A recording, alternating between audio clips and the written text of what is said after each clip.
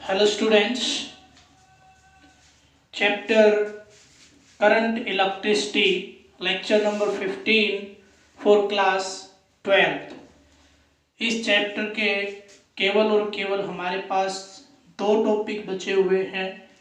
तो last time हमने potentiometer और उसकी एप्लीकेशंस पढ़ी थी। नेक्स्ट जो टॉपिक है वो है आपका व्हीटस्टोन ब्रिज। तो सबसे पहले तो एक अरेंजमेंट जो कि एक फिजिस्ट हुए जिनका नाम था चार्ल्स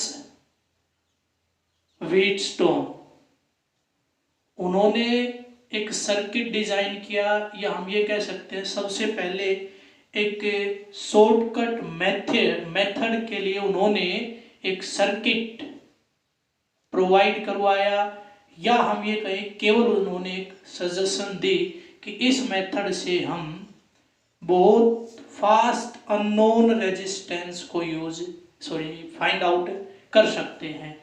इसने क्या किया था, 4 रेजिस्टेंसेस का एक क्वाड्रिलेटरल के 4 आर्म्स के अलोंग एक अरेंजमेंट करके दिखाया। उस अरेंजमेंट के 4 रजिस्टर्स में से एक रजिस्टर अननोन, बाकी रिमेनिंग 3 आर नोन। बाकी सारे रेजिस्टेंसेस की वैल्यू हमें पता हो और उनमें एक अननोन हो तो एक सर्किट डिजाइन किया जा सकता है जिससे हम फ्रीक्वेंटली एंड एक्यूरेटली उस अननोन रेजिस्टेंस का पता लगा सकते हैं।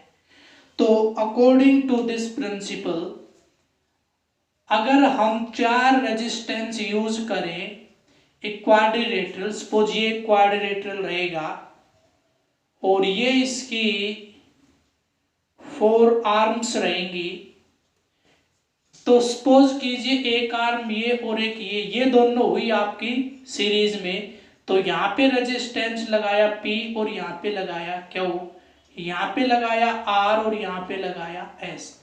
देन इफ P अपॉन में Q is equal to R upon S, means ratio of these two resistors is equal to ratio of these two resistors, then we can find unknown resistance. Generally the S is considered as unknown resistor। S को क्या consider किया जाता है, unknown register consider किया जा सकता है।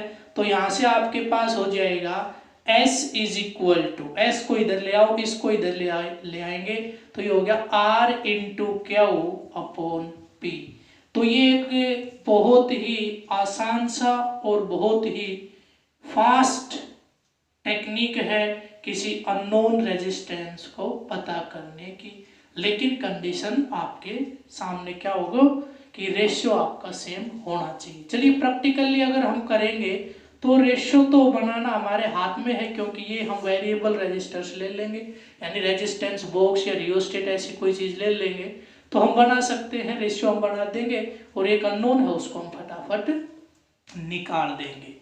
तो अब देखिए इस सर्किट की अरेंजमेंट अभी कंप्लीट हुई नहीं है। इसमें उसने क्या किया कि इसके बीच में एक ऐसा रजिस्टर, एक गैल्वेनोमीटर भी लगा दिया। क्या लगा दिया, गैल्वेनोमीटर, और उसके बाद ये कनेक्ट कर दिया एक सेल से या बैटरी से। तो इस तरह की टेक्निक और इस तरह का जो ब्रिज है या जो भी नेटवर्क है उसको जानते हैं व्हीटस्टोन ब्रिज के नाम से। चलिए हम इसका प्रैक्टिकली या थ्योरेटिकली प्रूफ देख लेते हैं, उसके बाद प्रैक्टिकल प्रूफ देखेंगे। तो सबसे पहले हम कंसीडर करते हैं कि हमारे पास 4 डिफरेंट रेजिस्टर्स थे, उन सभी को हमने एक क्वाड्रिलेटरल ABCD के 4 आर्म्स के अलोंग उन रेजिस्टेंसेस को अरेंज कर दिया। तो ये मैं वो क्वाड्रिलेटरल ले रहा हूँ और इसके अलोंग में जो रेजिस्टर्स हैं उनको अरेंज कर दूंगा। तो ये एक रेजिस्टेंस इधर हम लगाएंगे, एक इधर और एक आप इधर लगा देंगे। उसके बाद इसको नाम दे देते हैं ABCD और यहाँ पे मैं लगाता हूँ galvanometer between the arm BD या अलोंग आर्म BD और कह सकते हैं between the junction B and D। BD junction के अलोंग मैंने एक गैल्वेनोमीटर लगा दिया है। उसके बाद मैं यहाँ पे एक बैटरी या सेल कनेक्ट करता हूँ with the help of one way की। ये है मेरे पास एक सर्किट जिसमें हमने अभी एक रिलेशन पढ़ी थी P/, में क्या हो तो P क्या हो यहाँ पे दिखने भी चाहिए। ये रेजिस्टेंस है, इसको मैंने P नाम दिया, इसको मैंने क्या हो, इसको R और इसको S। मैं ये मान के चल रहा हूं where S is unknown, then according to Charles Wheatstone the bridge is said to be balanced when the potential difference across the galvanometer is zero or there is not any current flows through the arm BD। जिस time पे इसके अंदर कोई current का flow ना हो उस time पे हम क्या कह देंगे कि ब्रिज बैलेंस है and then we can use the principle. चलिए तो मैं मान के चल रहा हूं कि इसके अंदर जो करंट है वो IG है। ठीक है, यहां से अपने पास जो सेल है इसने ड्रॉ किया I करंट, वो I करंट यहाँ पे दो पार्ट्स में डिवाइड हो गया। अब मेरे को पता नहीं इधर ज्यादा कम कुछ भी जाए, लेकिन मैं ले रहा हूं कि इधर I1 और इधर चला गया I2। अब देखिए यहां से I1 में से IG चला गया इधर, बचा कितना I1 माइनस IG। ऐसे यहां से आया I2 और यहां से आया IG, तो इसमें कितना आ गया I2 प्लस IG। तो यहाँ पे मेरे पास वापिस से देखिए इन दोनों को जोड़ें, इसको और इसको, तो क्या हो रहा है देखिए I1 minus IG plus I2 और प्लस IG। इस IG से ये IG कैंसिल, मेरे पास आ गया I1 प्लस I2। और ये I1 प्लस I2 तो किससे बना था I से, तो यहाँ से वापिस क्या आ गया I से। तो ये जो करंट का डिवाइडेशन होता है ये किसके अकॉर्डिंग होता है, जो आपने किरचॉफ्स फर्स्ट रूल पढ़ा था जिसको जंक्शन रूल के नाम से जानते थे या करंट रूल के नाम से जानते थे, वो यहाँ पे मैंने यूज किया। तो हमने देख लिया कि वो बिल्कुल आपका फॉलो हो रहा है। इट मीन्स मैंने यहाँ पे करंट का डिवाइडेशन बिल्कुल सही कर दिया है। अब देखिए यहाँ पे मैं KVL का यूज करके और यहाँ पे किसका यूज करके KVL का यूज करके और मेरे को प्रूव करके दिखाना है कि जिस टाइम पे IG की वैल्यू 0 होगी उस टाइम पे ये ब्रिज बैलेंस हो जाएगा। ये ब्रिज क्या हो जाएगा, बैलेंस हो जाएगा। तो देखिए यहाँ पे KVL लगाने के लिए आपने बहुत से न्यूमेरिकल कर लिए हैं, तो एक लूप तो मैं ले लेता हूँ ये और एक लूप ले लेता हूँ मैं ये, वो आपकी मर्जी क्लॉकवाइज चलो या एंटी क्लॉकवाइज, इससे कोई फर्क पड़ने वाला नहीं है, इससे कोई फर्क पड़ने वाला नहीं है। चलिए देखते हैं। तो मैं फर्स्ट लूप जो ले रहा हूं वो है A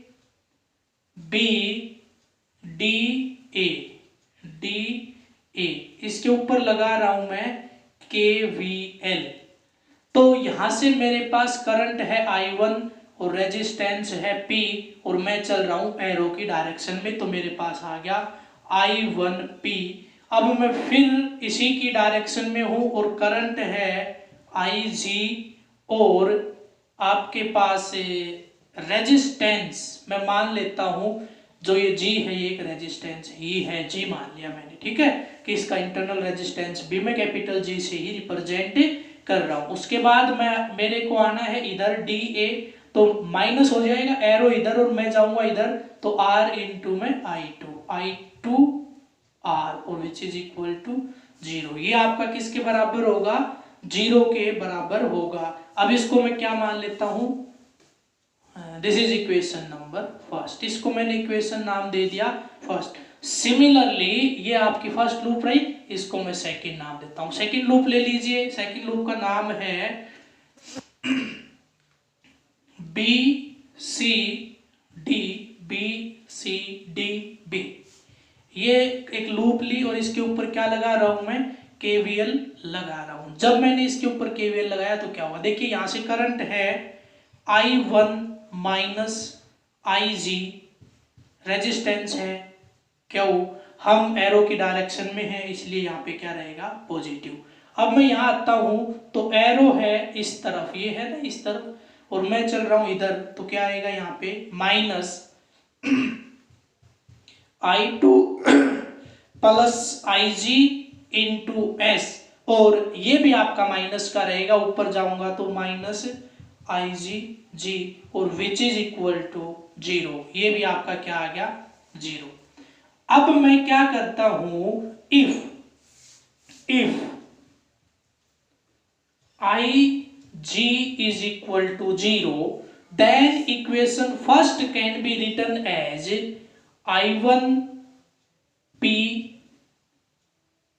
minus I2R is equal to 0. This is equation number third. And similarly the equation second, इसको second नाम देना है। Similarly the equation second can be written as, यहाँ से ये टर्म होगी 0 तो QI1, यानी I1 इंटू Q। आगे देखिए यहाँ पे S इंटू I2 और कैसा आएगा माइनस का, माइनस S इंटू I2, और अब मैं यहाँ से निकाल लेता हूँ, आगे है आपका IG, ये तो 0 है ही, तो which is equal to 0। This is equation 4, ये मेरे पास आ गई है इक्वेशन नंबर 4। अब देखो मैं क्या करता हूं, इधर से इक्वेशन, चलो पहले इसको सोल्व कर लेते, इसी को सोल्व कर लेते क्योंकि लिख रखी है। मैं कर रहा हूं कि इन टर्म्स को अलग अलग साइड में कर देता हूं। I1Q is equal to S I2, ये मेरे पास आ गया है। मैं यहां से कर रहा हूं I1 अपॉन I2, क्या कर रहा हूं I1 upon I2 which is equal to S upon Q। This is equation number 5। Similarly in this case इसको मैं सोल्व करूंगा यहाँ पे, तो क्या लिखूंगा I1P is equal to I2R।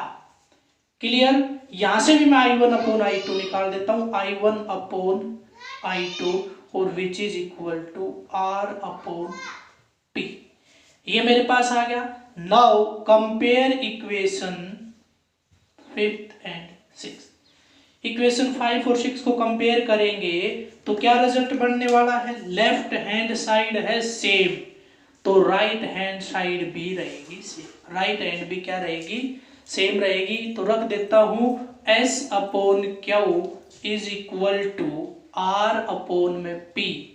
मेरे पास रेशो क्या आना था, मैं कर रहा हूं P upon Q is equal to R upon S। ये देखिए इस फॉर्म में आपको लेके आना पड़ेगा, यानी ये दो सीरीज में है, ये जो दो सीरीज में है इनको हमें रेशियो आर्म बनाना पड़ेगा। क्या बनाना पड़ेगा, रेशियो आर्म, P अपोन में Q, यानी जो सीरीज में है P के अपोन में Q लेके आना पड़ेगा, चाहे कैसे भी कोई भी तरीका आप यूज कीजिए, तरीका बिल्कुल सही होना चाहिए, ऐसे नहीं मन मर्जी लिख देंगे आप। और उसके बाद क्या करेंगे R अपोन में S। अगर यहाँ पे ये करंट 0 है तो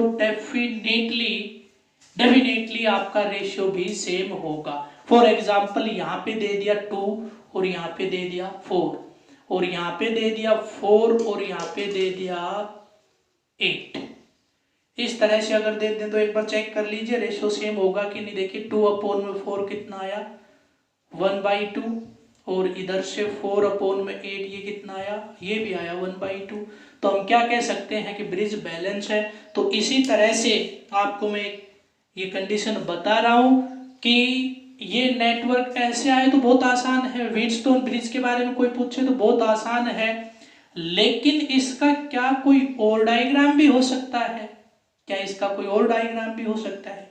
अभी मैं दूसरा डायग्राम, इसकी दूसरी जो फॉर्म होती है वो आपकी बोर्ड पे डिजाइन करूंगा, तो आपको देखना है कि क्या चेंजमेंट इसमें हो सकता है। पहले तो आप देख लीजिए, बहुत इजी है, बस केवल और केवल इनकी अरेंजमेंट आपको आनी चाहिए। अरेंजमेंट होने के बाद एक लूप ये लो, एक ये लो, दोनों के ऊपर केवीएल लगा के और इक्वेशन बनाइए और आप निकाल दीजिए P/Q और R/S।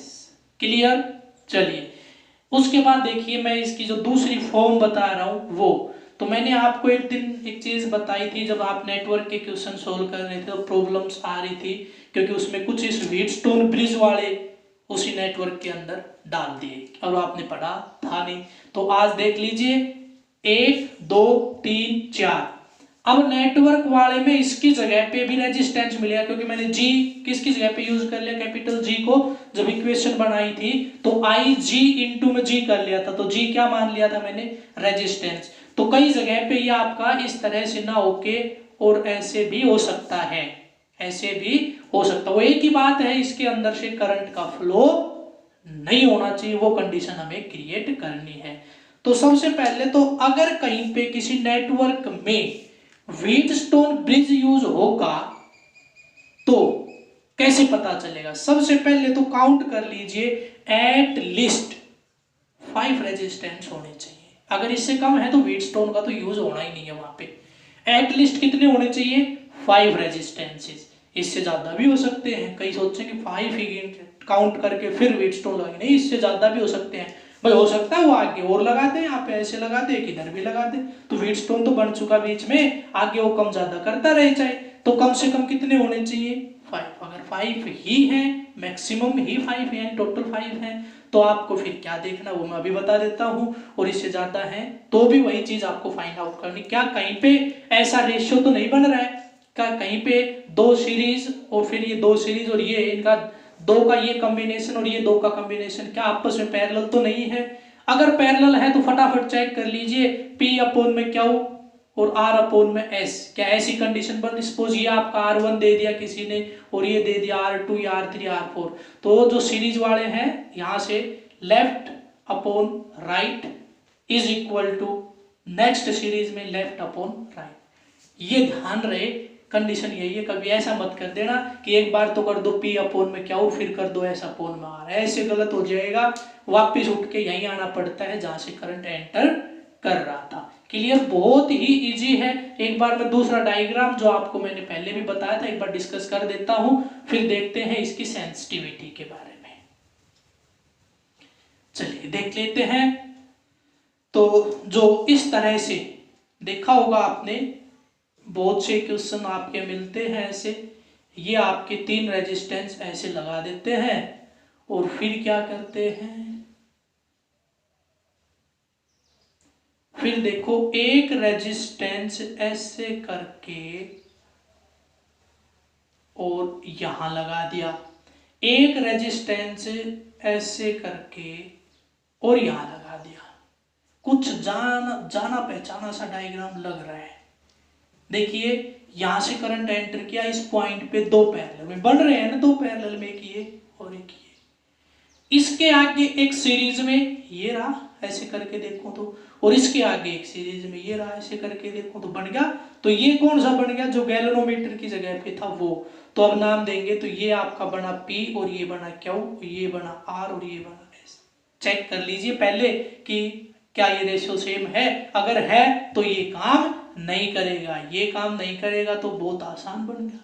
अगर ये काम नहीं करेगा, रेशियो सेम है तो ये काम नहीं कर रहा है, यानी इसके अंदर से करंट का फ्लो नहीं हो रहा, तो बन गया डायग्राम। ये दोनों सीरीज में, ये दोनों सीरीज में, इनका नेट और इनका नेट अलग अलग निकालिए, दोनों को पैरेलल में जोड़ दीजिए, इक्विवेलेंट रेजिस्टेंस आपका आ जाएगा। तो देखिए आपने ये फॉर्म आपकी, अभी थोड़ी देर में इसकी प्रैक्टिकल फॉर्म और दिखाते हैं। तो पहले हम कर लेते हैं सेंसिटिविटी ऑफ गैल्वेनोमीटर। तो कैसे कह सकते हो कि द गैल्वेनोमीटर इज सेंसिटिव? देखो, अगर आपका जो रेशियो है PQRS, उसमें से जो ऊपर वाली आर्म होती है जिसमें P और Q मैंने लगाया था, अगर उसमें या फिर नीचे लगाया है R, वो भी आपका अननोन रेजिस्टेंस है, इनमें से किसी भी रेजिस्टेंस की अगर वैल्यू को थोड़ा सा भी चेंज करें, then the galvanometer shows very large deflection। तो गैल्वेनोमीटर बहुत ज्यादा डिफ्लेक्शन दिखाई, then the galvanometer is sensitive। या इसी को उस इसी को उस व्हीटस्टोन ब्रिज की सेंसिटिविटी बोलते हैं। तो हाउ यू विल चेंज और on what factor this sensitivity depends, किन किन चीजों के ऊपर ये सेंसिटिविटी डिपेंड करती है। एक तो है कॉमन, कि जो आपके 4 रेजिस्टेंस हमने लगाए हैं उनका मैग्नीट्यूड कंपेरेबल अगर हो तो सेंसिटिविटी मैक्सिमम होगी, कंपेरेबल हो तो सेंसिटिविटी मैक्सिमम होगी। ये चीज तो हम साइड में रखते हैं। उसके बाद देखिए the relative position of galvanometer and battery. जो बैटरी और गैल्वेनोमीटर हमने लगाए हैं उनकी रिलेटिव पोजीशंस के ऊपर भी सेंसिटिविटी डिपेंड करती है। तो वो सेंसिटिविटी कैसे हम बढ़ा सकते हैं? इन रिलेटिव पोजीशंस के रेस्पेक्ट में, इन रिलेटिव पोजीशंस के रेस्पेक्ट में। तो देखिए सबसे पहले एक चीज मैं बता रहा हूं आपको कि the resistance of the bridge arm which is connected in series with unknown resistor।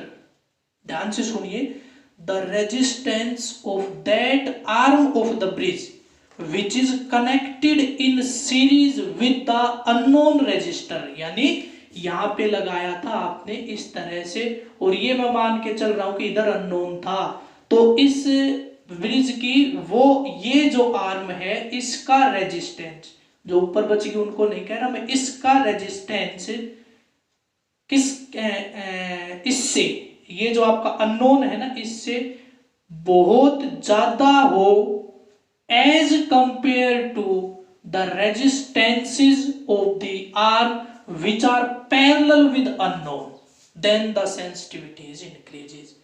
तो इससे आपकी सेंसिटिविटी इंक्रीज होगी, या हम कह सकते हैं कि ऐसा है तो उस व्हीटस्टोन ब्रिज की सेंसिटिविटी ज्यादा रहेगी, ग्रेटर रहेगी। क्लियर एक चीज। चलिए उसके बाद अगर मैं बात करूं नेक्स्ट पोजीशन की, तो नेक्स्ट पोजीशन ये है galvanometer and the battery are so connected that the galvanometer और battery is connected between the junction of two series combination, and the battery is connected across other junction of same bridge of less resistances। यानी कि जो galvanometer है उसको तो यानी एक को कर दो चाहे किसी को कर दो, उसको इस तरह से कनेक्ट किया जाए कि जो सीरीज कॉम्बिनेशन में ज्यादा रेजिस्टेंस है उसके अक्रॉस लगा दे, और गैल्वेनोमीटर को बैटरी बची हुई है उसको कहां लगा दे जहां कम रेजिस्टेंस है, या इंटरचेंज कर दे। तो इससे भी आपकी सेंसिटिविटी इफेक्टेड हो जाती है। तो एक बार फिर सुन लीजिए ध्यान से, out of the battery and galvanometer, one having the higher resistance should be connected between junction of two highest resistances and the junction of two lowest resistances। Clear? यानी देखो यहाँ पे हमारे पास 4 रेजिस्टेंस होंगे अलग अलग, इस तरह से मेरे पास 4 रेजिस्टेंस होंगे। तो गैल्वेनोमीटर और रेजिस्टेंसेस को कैसे लगाना है कि ऐसे आर्म के बीच में लगाइए जिनका रेजिस्टेंस मैक्सिमम हो, चाहे वो गैल्वेनोमीटर लगा दो चाहे बैटरी हो, आपकी मर्जी। और दूसरा कहाँ लगाओगे? उस आर्म के बीच में लगाइए जहां पे ये रेजिस्टेंस मिनिमम हो, मिनिमम और मैक्सिमम। क्लियर है? ये आपकी मर्जी, चाहे मिनिमम के अक्रॉस गैल्वेनोमीटर लगा दीजिए और चाहे मिनिमम के अक्रॉस बैटरी लगा दीजिए, लेकिन रहे मिनिमम और मैक्सिमम के अक्रॉस ही। क्लियर? चलिए, ये था आपका रिलेटेड टू सेंसिटिविटी। उसके बाद आती है आपकी practical form of Wheatstone bridge. Wheatstone bridge को हम प्रैक्टिकली कैसे परफॉर्म करेंगे? तो एक सर्किट का जो अरेंजमेंट होता है व्हीटस्टोन का, उसको बोलते हैं मीटर ब्रिज। क्या बोलते हैं? Metre bridge. आपकी बुक में तो इसका एक ही नाम मिलेगा आपको, मीटर ब्रिज। वैसे इसको पोस्ट ऑफिस बॉक्स के नाम से भी जानते हैं। किसको? The practical form of Wheatstone bridge और names of the circuit which are used in practical related to Wheatstone. या व्हीटस्टोन का जो रूल है उसको हम प्रैक्टिकली यूज करेंगे, तो वो जो उसके कोरस्पोंडिंग सर्किट, किसके कोरस्पोंडिंग? व्हीटस्टोन ब्रिज के कोरस्पोंडिंग जो सर्किट बनेगा उसको किस किस नाम से जानेंगे? तो एक तो है आपका व्हीटस्टोन ब्रिज, बहुत famous, sorry meter bridge. Wheatstone bridge का कोरस्पोंडिंग मीटर ब्रिज, बहुत फेमस है। दूसरा पोस्ट ऑफिस बॉक्स, ये फेमस इतना ज्यादा है नहीं, लेकिन नाम पूछा जा सकता है, नोट कर लीजिए, शायद बुक में नहीं मिलेगा। तीसरा है Carey Foster bridge. Carey Foster bridge, meter bridge, post office box and Carey Foster bridge के कोई भी एक नाम इसका हो सकता है। तो यहाँ पे मैं लिख रहा हूं मीटर ब्रिज। ये इसकी प्रैक्टिकल फॉर्म है, किसकी? व्हीटस्टोन ब्रिज की। तो आइए देख लेते हैं।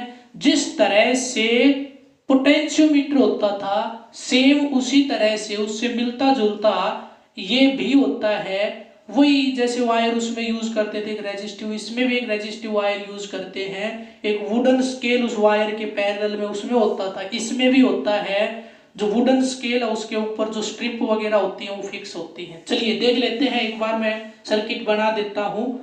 जैसे ही मैं सर्किट बनाऊंगा आपको याद जरूर आ जाएगा। तो ऐसा तो जरूर हमने लैब में एक बार देखा है, क्योंकि करवाया तो इसलिए नहीं था क्योंकि उस टाइम पे आप नहीं कर पाते इस तरह से।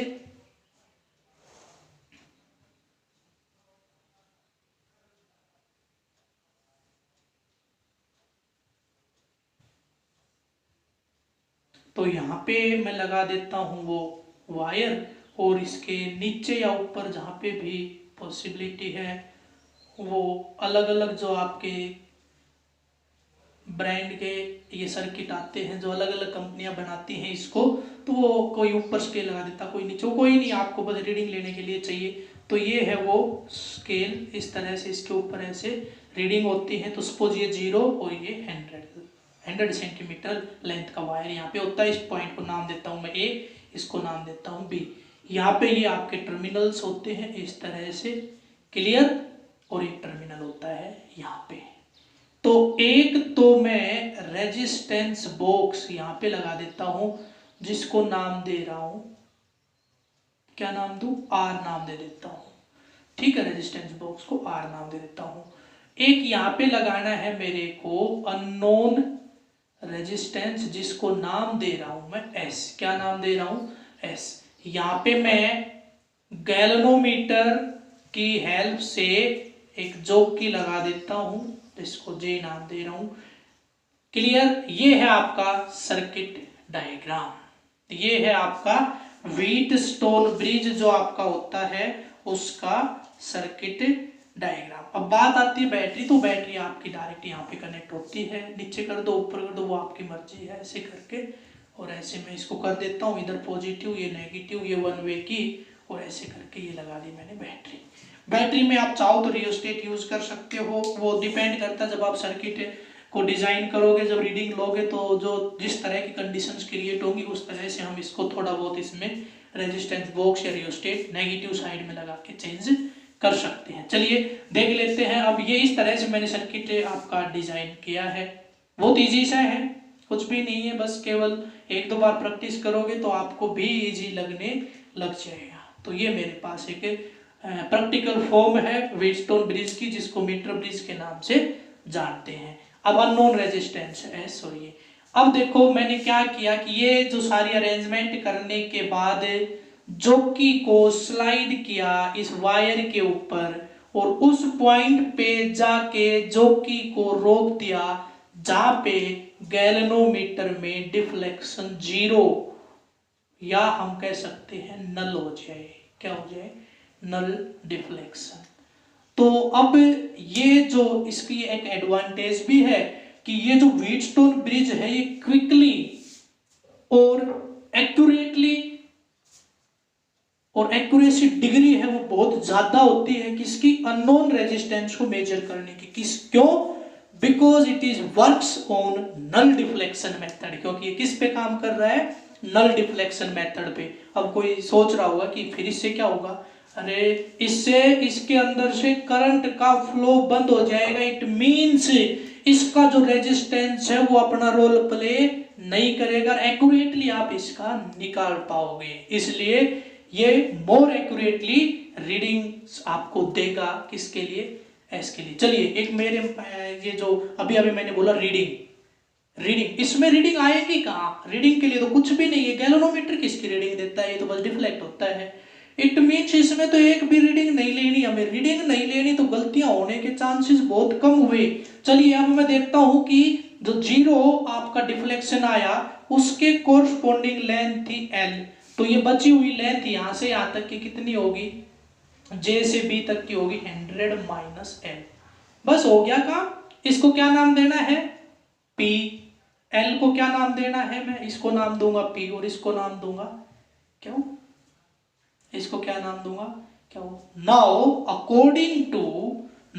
According to Wheatstone bridge principle P upon में क्या is equal to R upon में S। But here P is equal to L upon में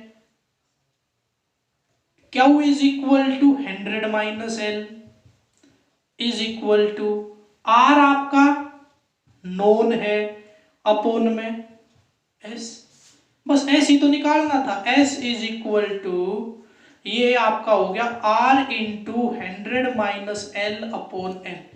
निकल गया। देखो कितना शॉर्टकट मेथड है, कोई डेरिवेशन नहीं, कुछ नहीं। ऐसे ही लैब में भी सबसे जल्दी और लगभग सभी बच्चे बिना बताए कर देते हैं। केवल आज जो समझाया है इसी को माइंड में सेट करके इसी को अच्छे से समझ के ही लैब में केवल उनको जो इसके कंपोनेंट्स हैं वो बता दिए जाते हैं कि वहाँ वहाँ ये कंपोनेंट रखे हैं। तो सभी बच्चे अप्रोक्सीमेटली हर तरह के बच्चे, चाहे वो मीडियम लेवल का हो, हायर लेवल का हो, लो लेवल का, सारे बच्चे कर देते हैं। बहुत ईजी है, इसीलिए सभी कर लेते हैं। बस केवल और केवल ये बैलेंसिंग लेंथ इसमें पता करना है और यहाँ पे हम इसको यूज कर देंगे। चलिए देखिए, ये तो था तब जब आपके पास ये वायर यूनिफॉर्म थिकनेस का हो, तब तो ये रूल बिल्कुल सही है। लेकिन कई बार आपको चेक करने के लिए क्या कर देते हैं कि वो कह देता है कि जो बैलेंसिंग लेंथ है वो 20 सेंटीमीटर आई और जो 20 सेंटीमीटर लेंथ का वायर है इसकी थिकनेस अलग है या इसका resistance per unit length different है। यानी इसकी जो चार्ज डेंसिटी है वो सिग्मा 1 है और जो इसके आगे बच गया 80 सेंटीमीटर उसकी सिग्मा 2 है। तो अब क्या करें? बस बहुत इजी है। L की कितनी है? सिग्मा कर दीजिए मल्टीप्लाई। इसकी कितनी है? सिग्मा 2। इसकी सिग्मा 1 और इसकी सिग्मा 2। तो आप इसका यूज भी आपसे वो करवा के देख सकता है। तो इसमें इससे ज्यादा कुछ है नहीं। इससे रिलेटेड क्वेश्चंस मैंने आज यानी आपको इससे पहले वाले वीडियो में डाल दिए थे। डेट मैंने आज की आपको दी थी इसको कंप्लीट करने के लिए, यानी 14 मई को आपको इसके न्यूमेरिकल प्रॉब्लम्स और कॉन्सेप्चुअल क्वेश्चन मैंने एज असाइनमेंट आपको प्रोवाइड करवा दिए और डेट कंप्लीट करने की आज की है। साथ में मैं आपको ये भी कह रहा हूँ टॉपिक बहुत छोटे हैं, लगभग 15-20 मिनट या 30 मिनट में आप कवर कर लोगे, समझ में भी आ जाएगा। उसके बाद कम से कम 2.5-3 घंटे आप सभी रिवाइज करें कंप्लीट चैप्टर को। छोटा सा चैप्टर है 15 लेक्चर्स में, वो भी कोई 15 मिनट कोई 20 मिनट का लेक्चर है, और साथ में बीच में 2-3-4 लेक्चर आपके न्यूमेरिकल्स के भी हो चुके। इन लेक्चर में अगर खत्म हो रहा है तो छोटा ही चैप्टर है, तो आप अगर 2-3 घंटे सीरियसली इसको पढ़ लोगे तो कंप्लीट चैप्टर को आप इजीली रिवाइज कर सकते हो। और आपको पता है सैटरडे को एमसीक्यू टेस्ट है, तो केवल करंट इलेक्ट्रिसिटी कंप्लीट चैप्टर, ये नहीं है कि जो आ लिया वो नहीं आएगा, नहीं, कंप्लीट चैप्टर का एमसीक्यू टेस्ट होगा। उस एमसीक्यू टेस्ट के बाद आपको मैं सैटरडे को वीडियो भी प्रोवाइड करवा दूंगा, जिसमें आपको न्यूमेरिकल प्रॉब्लम, कुछ अच्छे कॉन्सेप्चुअल क्वेश्चंस मैं दूंगा। फिर आपको संडे और सैटरडे नाइट को उनकी प्रैक्टिस करनी है। संडे डे टाइम में आप मेरे पास सेंड करेंगे प्रॉब्लम्स की ये टाइप की प्रॉब्लम आ रही है, ताकि मैं मंडे को उस वीडियो में आपके वो डाउट्स भी क्लियर कर सकूं। अगर आपके फिर भी डाउट्स आ जाते हैं तो मैं ट्यूसडे को भी इसी से रिलेटेड आपके क्वेश्चंस के लिए वीडियो प्रोवाइड करवाऊंगा, और उससे नेक्स्ट डे हम नेक्स्ट यूनिट शुरू करेंगे। तो आज के वीडियो में इतना ही। थैंक्स।